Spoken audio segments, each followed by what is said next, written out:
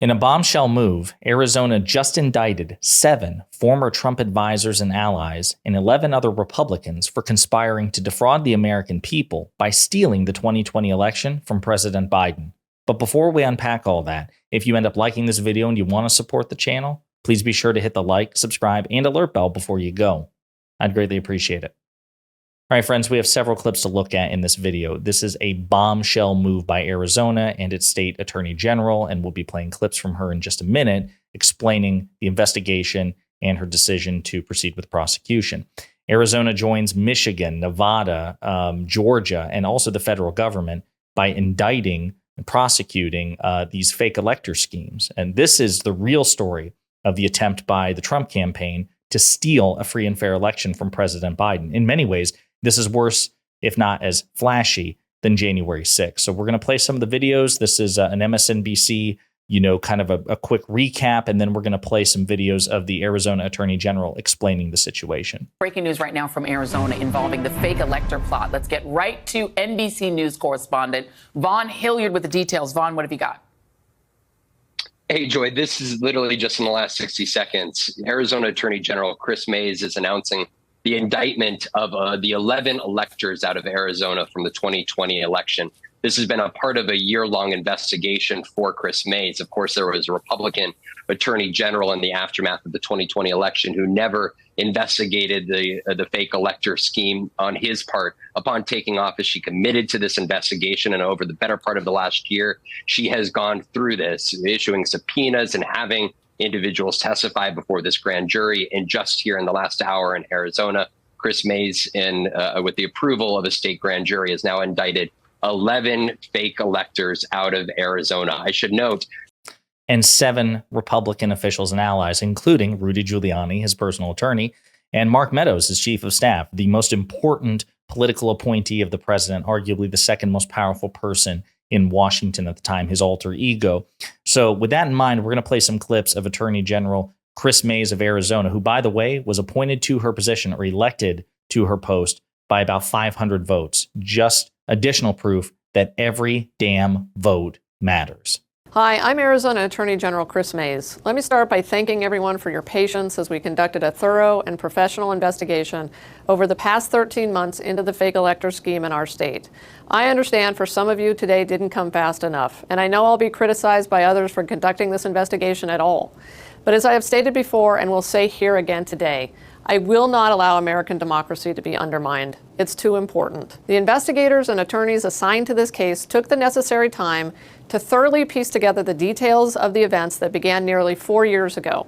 They followed the facts where they led, and I'm very proud of the work they've done to date.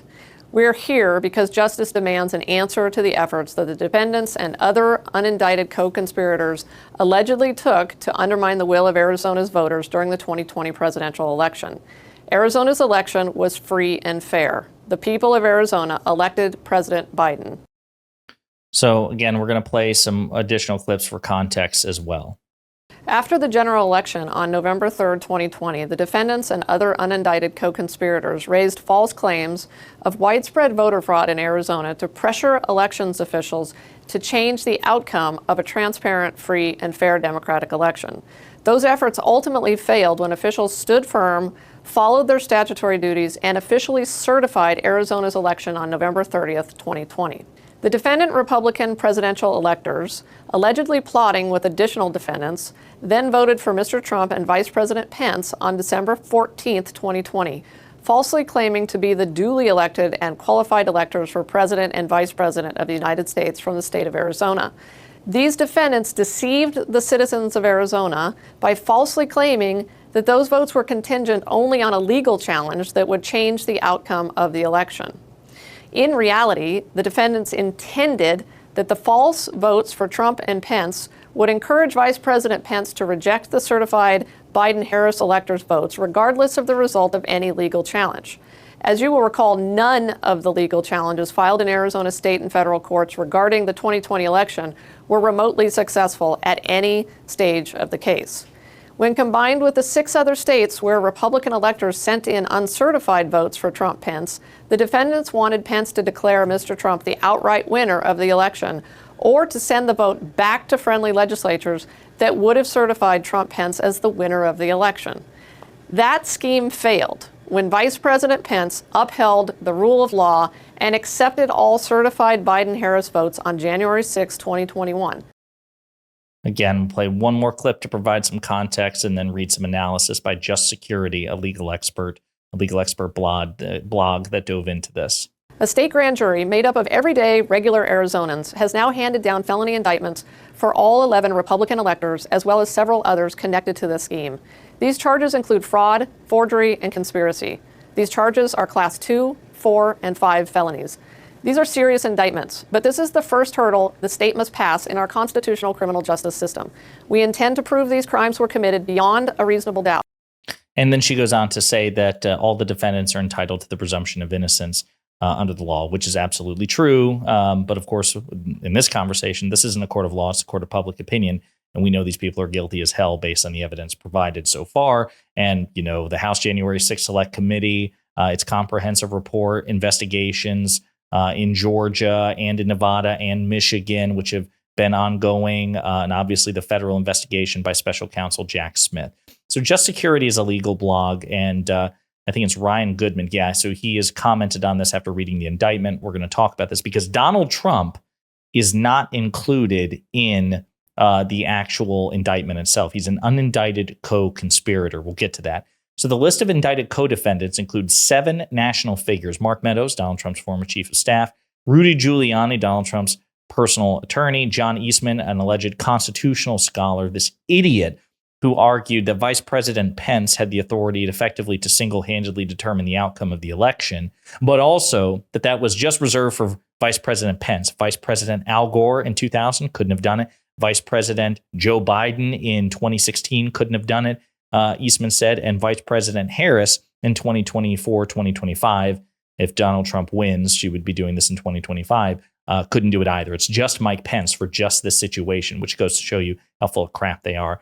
Jenna Ellis, a Trump lawyer; Christina Bobb, I believe, a Trump lawyer as well. Just despicable stuff. The 11 other co-defendants are all the false electors in the 2020 election. That list notably includes Kelly Ward, who served as the chair of the Arizona Republican Party during the 2020 presidential election. Notably, like Georgia, criminal trials in Arizona can be publicly broadcast. So number one, the conspicuous absence of Donald Trump. The Arizona indictment raises a question. How is it possible that Trump's 2 alter egos have been indicted, but the former president, the ego in that equation, has not? The 2 alter egos are Trump White House Chief of Staff Mark Meadows and Trump's personal lawyer, Rudy Giuliani. Trump's absence from the indicted co-defendants list is all the more puzzling since Trump is identifiable as, quote, unindicted co-conspirator number 1 in the Attorney General's court filings. Coincidentally, on Wednesday, April 24th, Michigan Attorney General Dana Nessel's office testified in that state's court that Trump, Meadows, and Giuliani are, quote, unindicted co-conspirators in the Michigan state prosecution of false electors. A great deal of evidence shows that Meadows and Giuliani helped lead the multi-pronged effort to overturn the election, acting on behalf of Trump. Okay. So they break down with Giuliani. He is co-conspirator number 1, including for his allegedly helping orchestrate on behalf of Trump the false elector scheme across 7 swing states, including Arizona.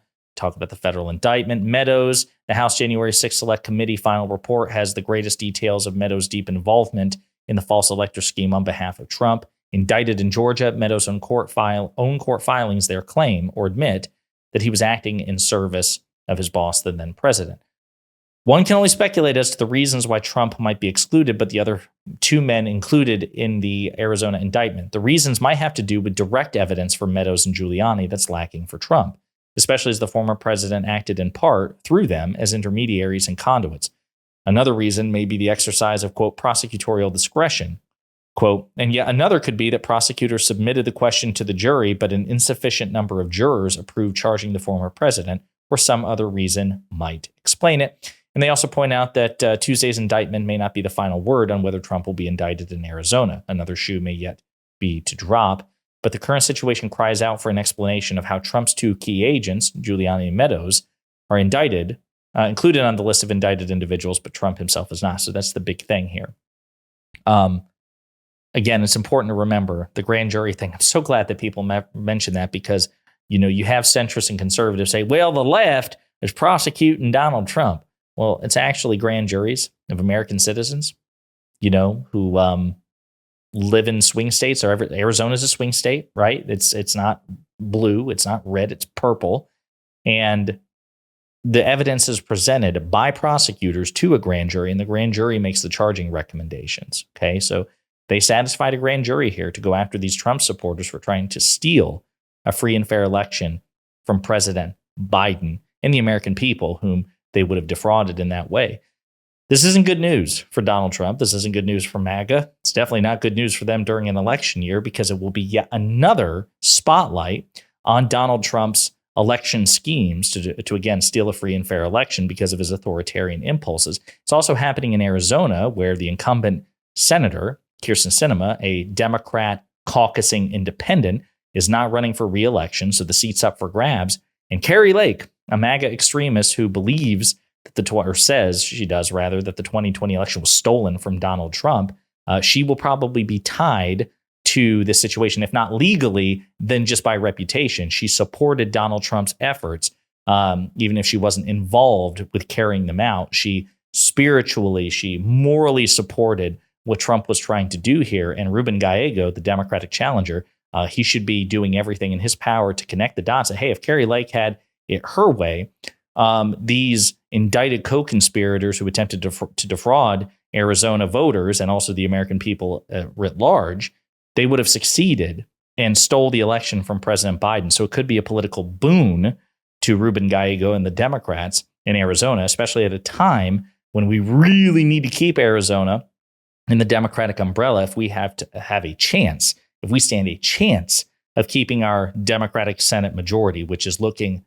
increasingly unlikely. Possible, but increasingly unlikely. Really bad news for MAGA today. I'm sure people are not happy about this, but again, this is the pursuit of justice, and people are going to they're going to say, well, it's a Democratic attorney general. Well, that's because the Republican attorney general who preceded Attorney General Mays chose not to do anything with this.